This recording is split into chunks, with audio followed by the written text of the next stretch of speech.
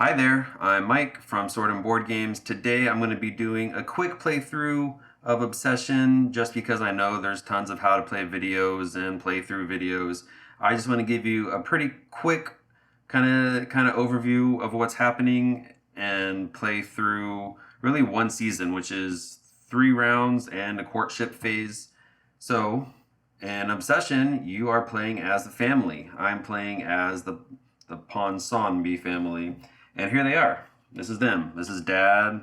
This is good old Edward. This is Lady Margaret, the daughter, and the mom. So this is them, the Ponsonbys, I guess.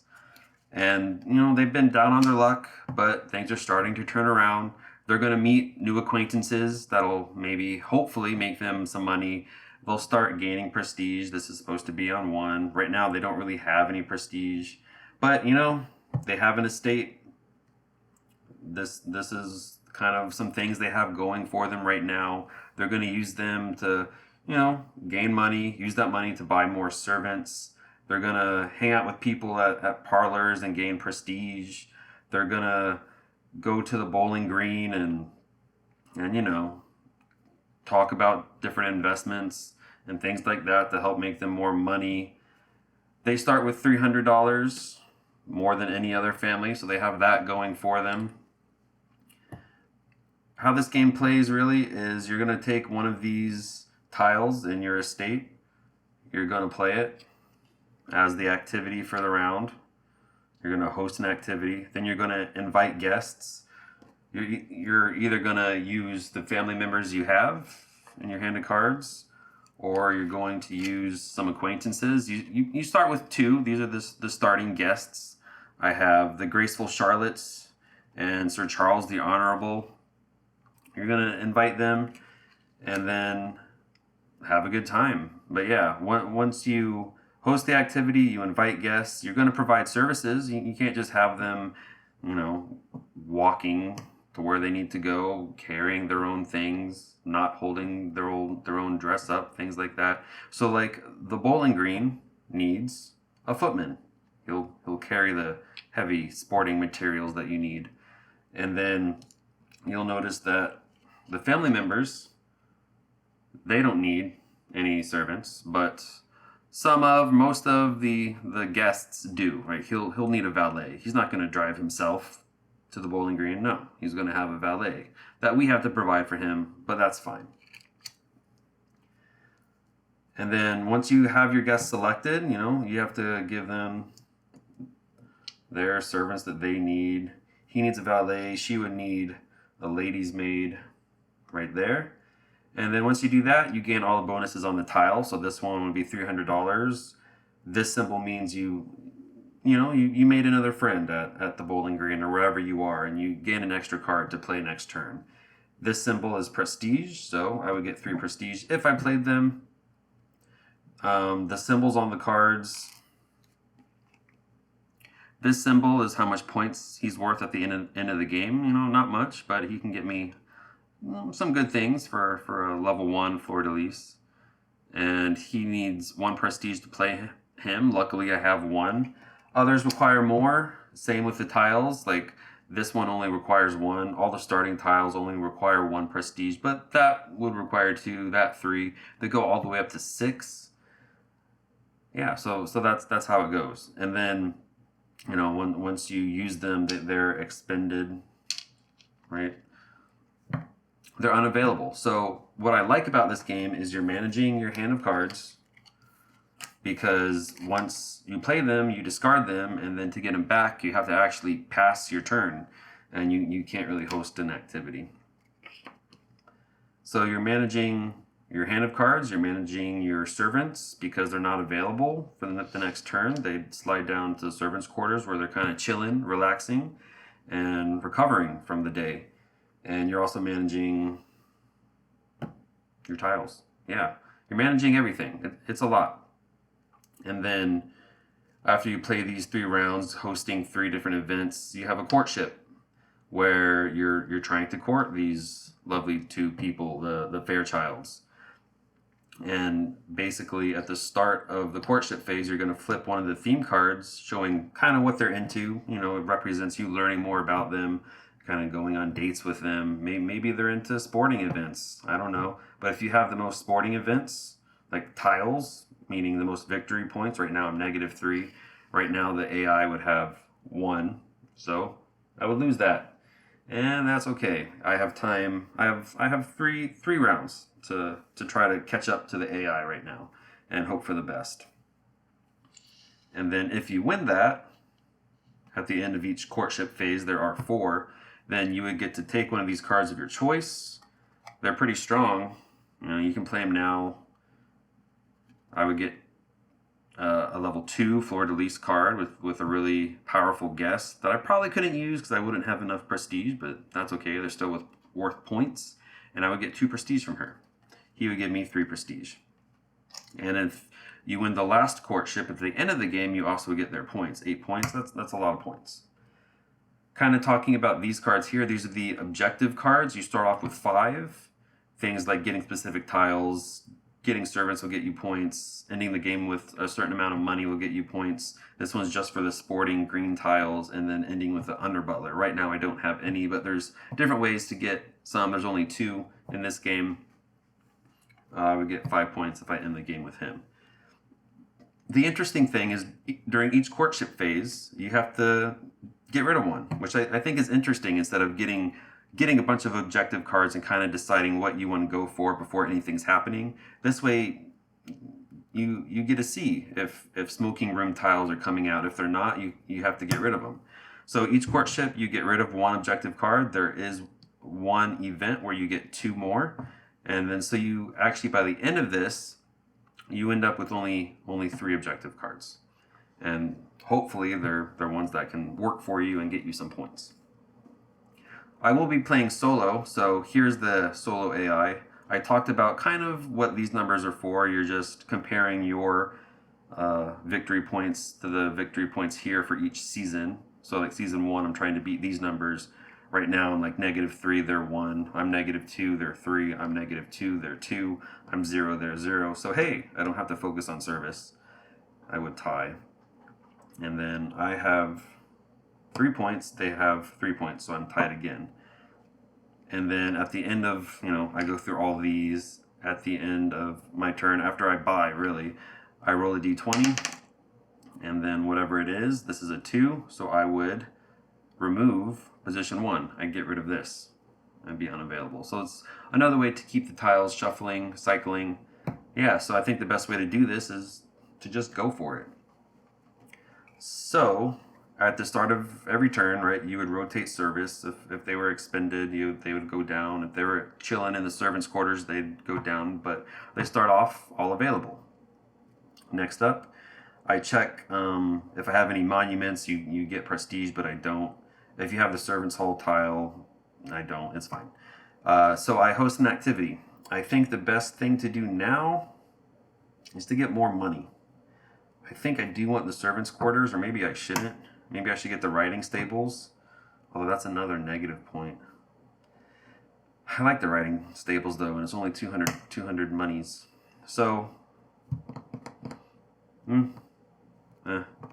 yeah, let's do that. Let's get rid of this -3. How about that? Because once you host an activity, at the end you get to flip it, and this is worth more points now, but worth less money the next time I use it. There's a rose for each flip side letting you know.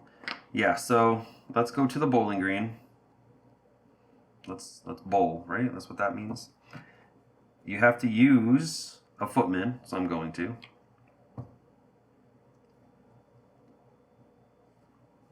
And then this specifically says I need to use 2 gentry. So some are specific, like this says 2 ladies or 2 family members specifically. This just says any 2 people. So that's going to give me 300 monies. I think I want to go ahead. I want to use her. I'm going to use Lady Margaret and pair her. I'm going to let her go on a date, because if she goes on a date with a male, then she also gets 2 prestige. Do I want to make her go on a date with her brother? No, I won't, but she is going to go on a date with Sir Charles. The honorable and kind. He inherited a family legacy of bad financial schemes. Okay, let's do that. So I'm going to do that. He also needs his valet. She doesn't need anything, so boom. All right. So I hosted, I invited my guests, I provided my service right there. I get to enjoy the favors. So these two talked. You know, I guess Sir Charles let Lady Margaret know of some investing opportunities, which earned her $300. Or maybe he just paid her for her time. I don't know. And then I guess there was another person hanging out at the Bowling Green who became a family friend. It is Miss Eleanor Brassington. She's the second youngest of 7 sisters from a highly regarded Yorkshire family. All right, so she's not worth any victory points. I can play her. She only needs a prestige of 1. She uses a lady's maid, and she will get me 2 prestige. You know, not bad. It prevents me from passing another turn. So that was her. He also gives me another card. Let's see who else was hanging out. It is Miss Simpson, a serious bibliophile who adores her father's vast library, has little time for society.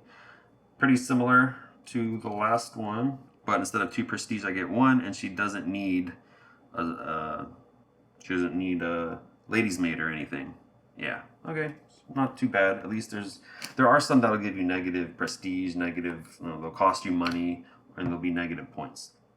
So I got all my cards, I got my money. Now I get 3 prestige.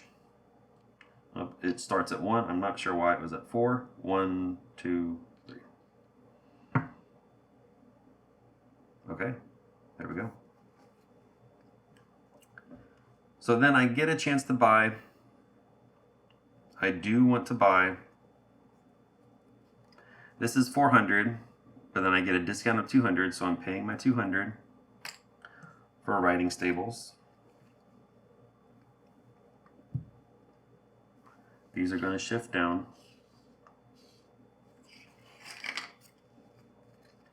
I have a barn.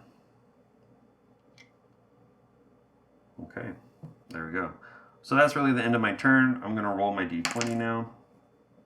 It is a 6.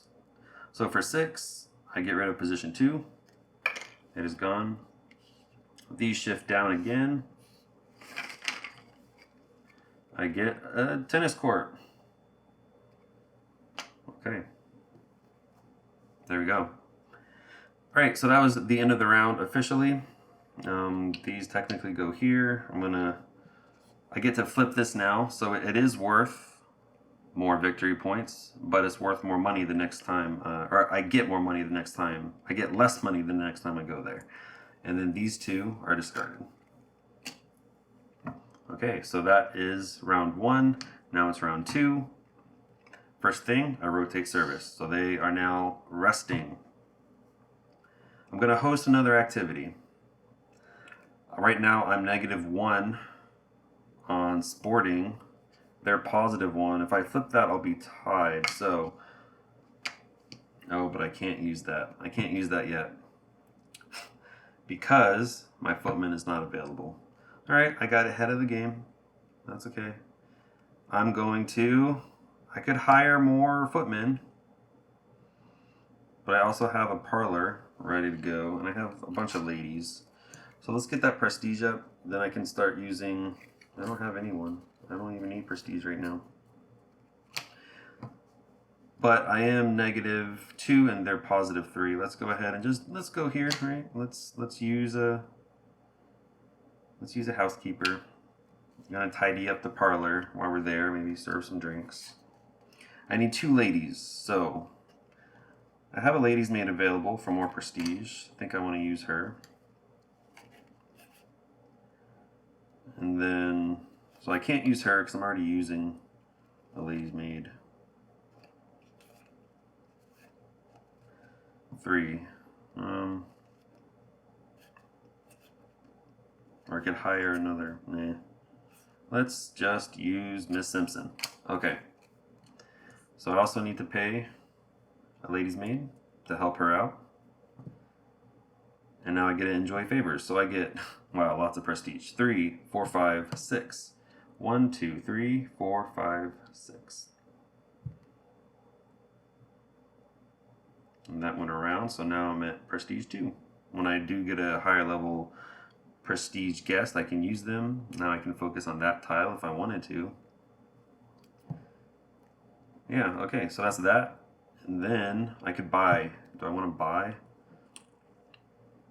If I buy that, it's another -2 if I don't get to it by the end of the season. May deploy 1 servant from the servant's quarter each turn. See that? I could have used that this turn, you know? Hindsight's 20/20, but 300 plus 100, I have enough. 2, 3, 4, I have 400. So I'm gonna get that.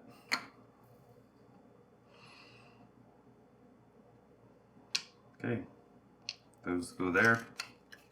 And then it's the AI's turn. They roll the D20. It is a 7. Position 2. Oops, those are supposed to go down. Replenish. A long gallery. Wow, okay. And then position 2 is gone. They go down again.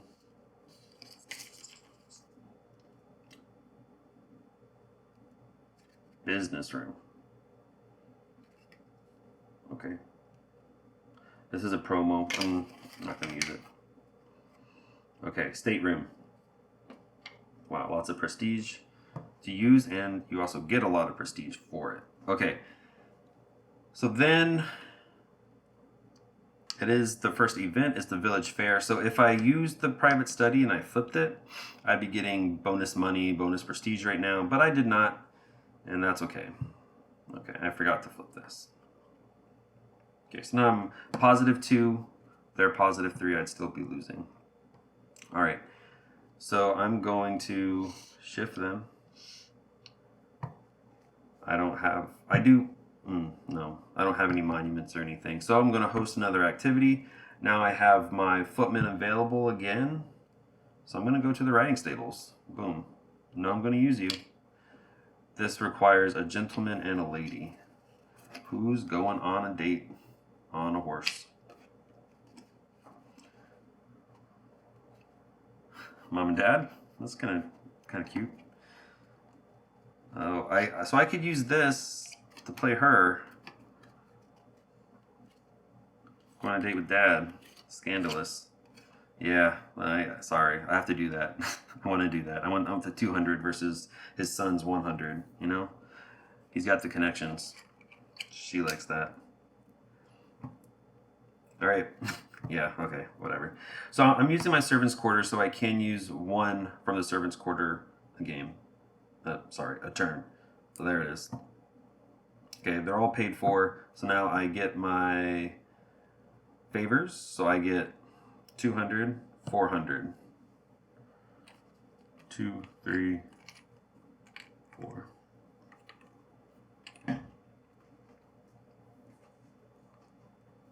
And then I also get 2 prestige. 1, 2. I'm at level 3 now. Okay. And that's that. Boom. Boom. Flip this. Now I'm at +4. So I'd be winning. Okay. So I don't need to focus on sporting anymore. Yeah. So AI's turn. 15. What was that?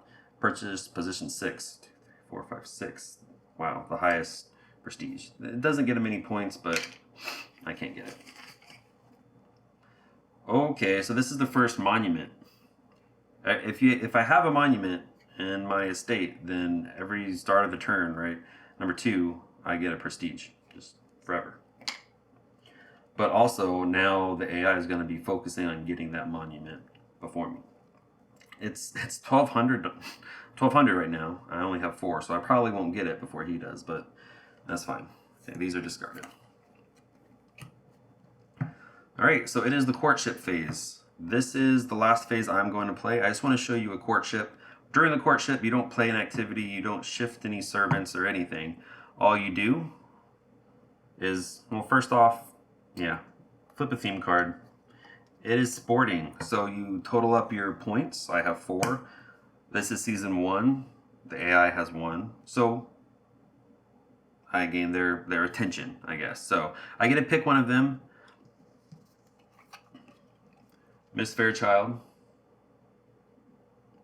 the stunning and elegant niece of Margaret Fairchild, is an accomplished musician. She'd get me a strong guest, and she'd get me 2 prestige. And then Charles, he's their nephew. He'd get me 3 prestige. I want powerful guest and prestige, so I'm going to take her. She joins my hand for the following season. And then I also get a victory point card. This one,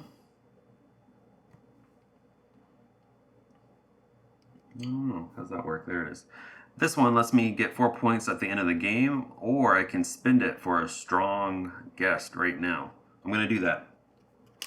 So the strong guest is Tobias, an influential member of Yorkshire society. Earl Hale has extensive interests in Bavaria from his mother's family. He needs a valet, doesn't do his own walking. And then he'd get another guest. He makes friends easily, and he'd give me 400 bucks. But he's prestige 4. I can't use him yet. He's worth 3 points at the end of the game. And just for note, it's for upstairs, downstairs expansion. Not sure if I should actually be playing with him, but I'm not going to finish this game. Yeah. Okay. So I get him, and then the last thing is I need to get rid of one of my objective cards. I don't see any of these tiles down, so I'm going to get rid of it. Boom. And that's that. I hope you liked it. If you did, please like and subscribe. I'm trying to improve my videos each time I edit something. It's a lot to learn. But yeah, thanks for watching. I'll see you next time.